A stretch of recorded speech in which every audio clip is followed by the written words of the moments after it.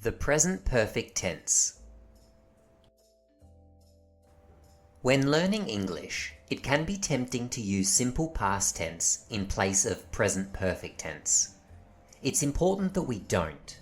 In this video, we'll look at why present perfect is important, as well as when we use it and how it's formed. Let's begin with how we form present perfect tense. Depending on the subject, we use either have or has along with the past participle of a verb. Forming a past participle is usually as simple as adding ed to the end of a verb. For example, finished, laughed, or climbed. But there are also many irregular verbs to be aware of. For example, been, gone, or broken. Here are some examples of sentences in present perfect.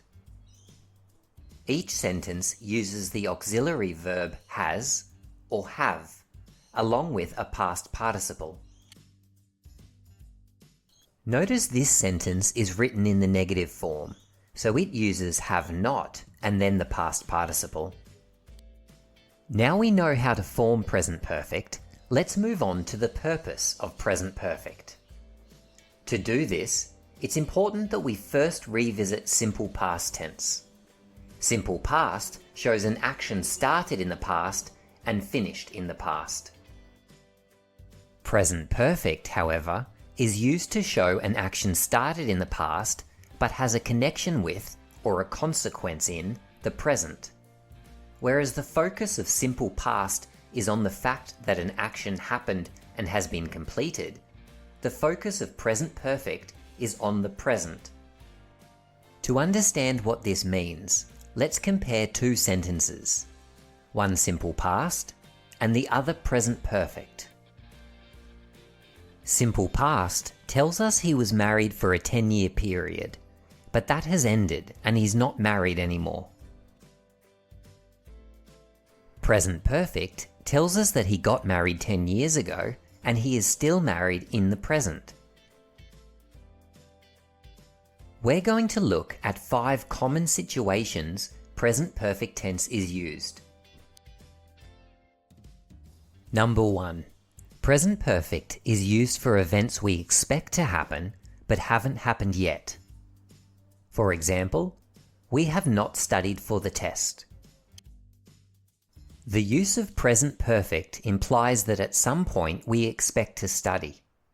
The word yet is often used in sentences like this. We haven't studied yet. Listen to the difference if we were to use simple past. We did not study for the test. This implies that the opportunity to study has gone and no studying can happen. Number 2. Present perfect is used for accomplishments and events that have occurred during unfinished time periods. For example, Ali has sold 5 cars so far this month. This is an accomplishment for Ali, and the month is not over, so he may even sell a 6th car. Another example. I have already been to the gym twice this week. Both examples show an unfinished time period. Number 3. Present perfect is used to refer to durations of time from the past to the present. For example, she's lived at the beach for a year. Note that the contraction she's has been used in place of she has. If simple past were used, it would indicate that she no longer lives there. Number 4. Present perfect can also be used to show change over time. For example, your speaking has really improved this year. You might have noticed that unfinished time words like this year, today, this week, and so far are often used with present perfect.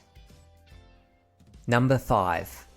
We use present perfect to focus on the current result or consequence of an action in the past. For example, Maria walked to work because she has lost her car keys. And Jeff is frustrated that he has forgotten his password.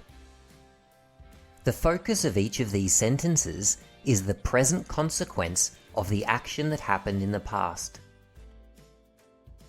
Let's go back to these 5 present perfect sentences from the beginning of the lesson. See if you can match each sentence to one of the 5 situations in which present perfect is used. Pause here while you work. Let's check the answers. She has matured a lot this year. Present perfect is used here to show change over time. Tim has worked 9 hours so far today. This is an example of an event that's occurred during an unfinished time period. We have not finished the project.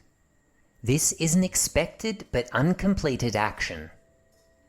I can't swim because I have broken my leg. This is a current consequence of a past action. They have been friends for a long time. This shows a duration of time, from past to present. It's time for another activity. Choose whether to use simple past or present perfect, and then fill in the blanks to complete the sentences. Pause here while you work. Let's see how you went. Number 1.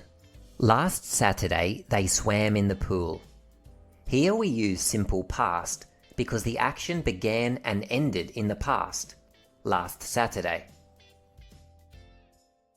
In number 2, the unfinished time period this year tells us we need present perfect.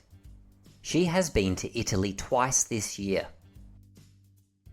In number 3, the word yet tells us this is an expected but uncompleted action. This means present perfect is used. I have not heard their latest song yet. Number 4 refers to a finished time period, so we must use simple past. She recorded 3 videos last week. Number 5 shows a duration of time from the past, Thursday, to the present. It should be written in present perfect. We are worried. We have not seen Bingo since Thursday. Number 6 shows change over time. We need to use present perfect. My niece has grown a lot this year. Now have a go at writing some of your own sentences in present perfect. Try writing one for each of the 5 situations we looked at. If you like, share your sentences in the comments. Hope to see you soon for the next lesson. EasyTeaching.net